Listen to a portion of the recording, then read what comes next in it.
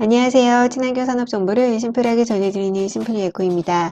이번 영상에서는 포스코홀딩스의 최근 인도네시아 니켈 확보 소식 등 2차 전지 수직 계약 강화 부분 전해드립니다. 먼저 지난 영상에서 포스코홀딩스 2차 전지 수직 계열에 대해서 아주 자세히 다루었었어요. 2차 전지 밸류체인 예를 들어서 리튬, 니켈, 리사이클링, 양극재, 음극재 등 각 밸류체인별 포스코홀딩스 아래 어떤 자회사들이 어떤 사업을 하고 있는지 설명을 해드렸었는데요. 그 중에서 이제 니켈 사업 부분은 뉴칼레도니아 합작법인과 함께 만들어진 SNNC 기업에서 담당을 하고 있습니다. 관련 뉴스 전해드린 바 있었죠.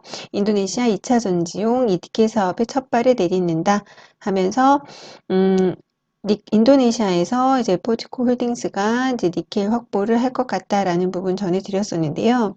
사실 니켈은 하이니켈 배터리라고 불릴 정도로 전기차의 배터리 핵심 원료죠. 그중에서도 특히 2차 전지 충전 용량을 늘리는 역할을 하고 있기 때문에 아주 핵심 원료이고, 그로 인해서 이제 전기차 시장이 성장함에 따라 니켈 수요가 글로벌리 크게 가파르게 증가를 하고 있습니다. 그래서 포스코 홀딩스는 아르헨티나의 리튬 연료뿐만 아니라 니켈 공급망 확보 다변화에도 아주 큰 힘을 싣고 있었는데요. 여기에서 이제 진도가 나간 겁니다. 5월 3일자 포스코홀딩스의 공식 보도자료에 의하면 포스코홀딩스는 국내 기업으로는 최초로 2차 전지용 니켈을 해외에서 직접 생산하게 됩니다. 이 직접 생산한다라는 뜻은 직접 그 현지에 그 해외 원료 산지에 그 공장을 재련 공장을 짓기로 했다라는 점인데요. 니켈 재련 공장이란 니켈을 하면 광석을 녹여서 2차 전지 소재에 사용하기 위한 니켈 중간재를 생산하는 공장을 뜻합니다. 포스코 홀딩스는 약 5,900억 원을 들여서 연내 공장을 착공을 하고 2025년부터 상업 생산이 들어간다는 게 목표고요. 연간 한 5만 2천 톤 니켈 함유량 기준으로 했을 때 수준의 니켈 중간재를 생산을 하게 되고, 이 같은 분량은 연간 전기차 100만 대를 만들 수 있는 분량이라고 합니다. 조금 더 살펴보시면 포스코 그룹은 사실 이미 선제적인 투자를 했어요. 이제 니켈 부분에 이제 뉴칼레도니아랑 호주의 이제 니켈 부분 공급망을 확보를 하고 있는데, 그 부분도 보다 더 힘을 싣고 있습니다. 포스코 그룹은 뉴칼레도니아 원료 법인인 NMC로부터 니켈 광석을 공급받아서 국내에서 고순도 니켈을 생산하는 연산 2만 톤 규모의 2차 전지용 고순도 니켈 공장을 광양에 건설 중이고요. 또 호주에 이미 레이븐소프 지분 30%를 인수해서 니켈 공급망을 확보를 했습니다.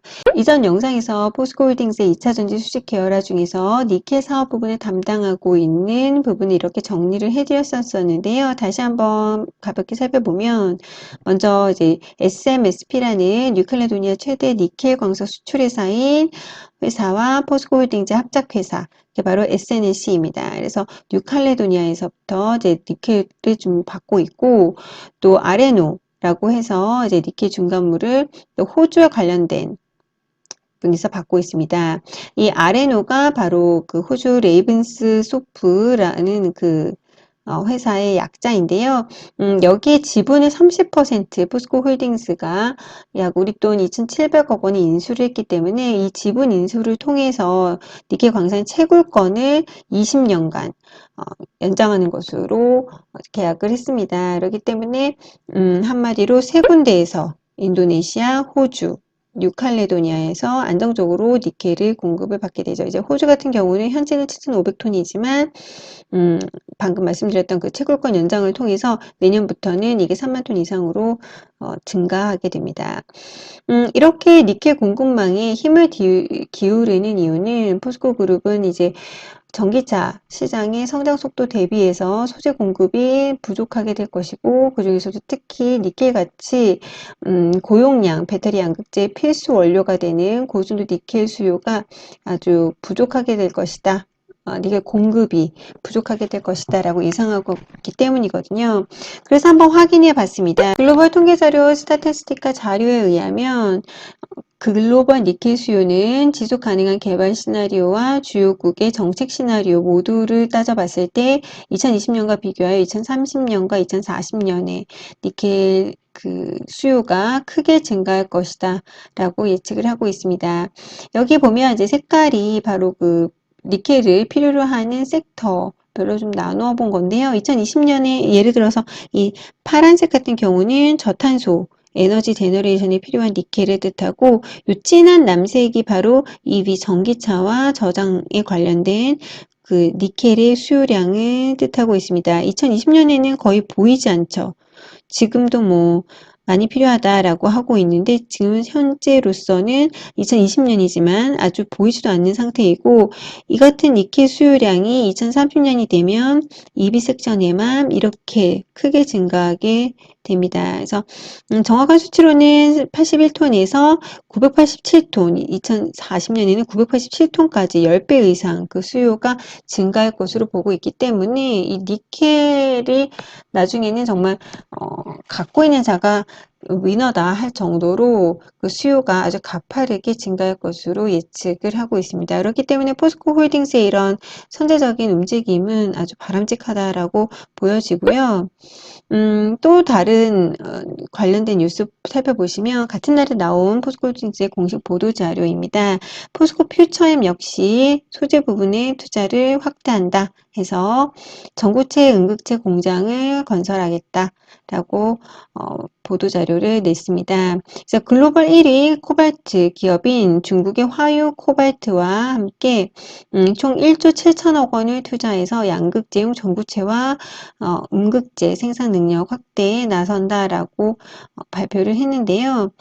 전구체는 니켈, 코발트, 망간 등의 원료를 가공해서 제조하는 양극재 중간 소재로서 국내 생산 비중이 약 13% 불과하다 그러기 때문에 K배터리 경쟁력 강화를 위해서 국내 생산 능력 확대가 필수적이다 해서 이제 원래 이제 기본적으로 포스코홀딩스는 중국의 화유 코발트와 합작으로 지금 현재도 전구체를 생산을 하고 있습니다. 그래서 이 부분을 좀 더 강화하겠다라는 건데요.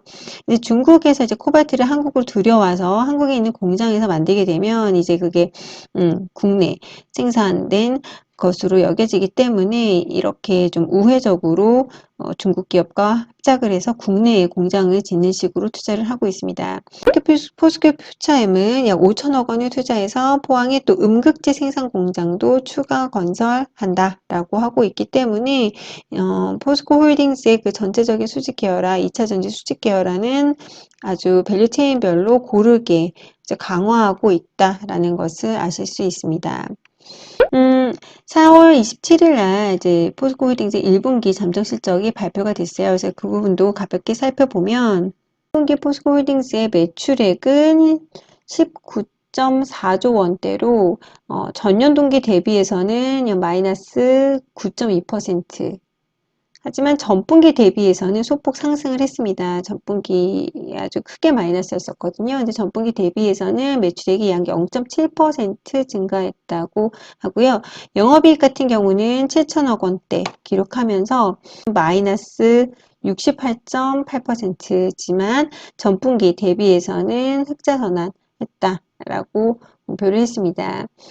영업이익 같은 경우는 사실 그 시장 컨센서스 6,300억 원을 상회했어요. 이제 7천억 원대로 나오면서. 제가 여기서 이 부분을 보여드리는 이유는 지금 현재 이제 포스코 홀딩스에 관심을 많이 가지게 된 투자자분들이시라면 사실 2차 전지 소재 지금 말씀드린 그 수직 계열에 대한 부분을 굉장히 강점으로 여기 관심을 가져주셨을 것 같은데 실제로 뜯어보면 아직까지는 그냥 철강 회사다라고 볼 정도로 이제 매출액에서 철강액이 차지하는 비중이 절반이 넘습니다. 그렇기 때문에 아직까지는 철강으로 인해서 실적이 나오고 철강의 밸류에이션을 많이 받기 때문에 이제 PER도 아직 뭐 10배가 안 되더라고요. PBR은 1배도 안 되고 0.55 정도로 나타나고 있어요. 그래서 이 부분은 조금은 아직은 알아야 되겠다.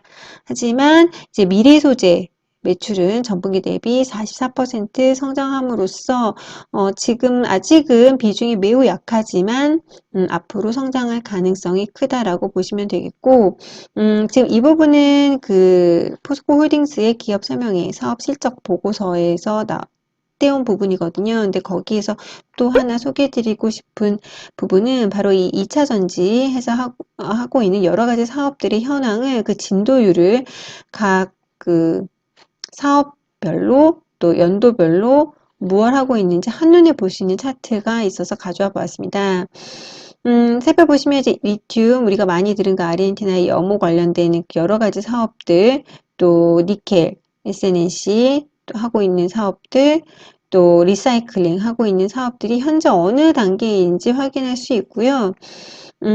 지금 제가 하이라이트 해드리는 부분이 바로 준공되는 날짜. 당연히 생산은 그 이후에 가능하겠죠. 그래서 2023년 하반기 이후부터다. 라는 점 알아두시면 좋을 것 같고, 그렇기 때문에 내년도가 되면 좀 더욱더 가파르게 이 2차 전지 관련된 사업 부분의 비중이, 매출 비중이나 영업이익 비중이 늘어날 것으로 전망되고 있습니다. 더 추가를 해드리면, 이제 앞에서 소개해드렸던 그 인도네시아 니켈 재련 공장 역시 2025년에 준공될 예정이기 때문에 한 가지가 더 나중에 추가가 되겠죠. 그래서 이 부분 알아두시면 좋을 것 같고, 포스코그룹은 2차전지 소재 사업 밸류데이를 개최한다고 합니다. 7월 11일 날 이제 포스코그룹이 2차전지 관련해서 어떤 일들을 하고 있는지 자세하게 설명하는 그런 자리를 갖는다고 하니까 잘 알아두셨다가 이제 그 이후에 나오는 여러 가지 관련된 자료들을 통해서 포스코홀딩스 2차전지 사업에 대해서 더 알아가면 좋을 것 같습니다. 이상 포스코홀딩스의 그 인도네시아 니켈 확보 소식을 전해드리면서 수직계약 강화하는 부분 조금 더 자세히 정리해드렸고요. 이번 영상도 마음에 드셨다면 구독, 좋아요 눌러주시고 오늘도 영상 끝까지 시청해주셔서 감사합니다.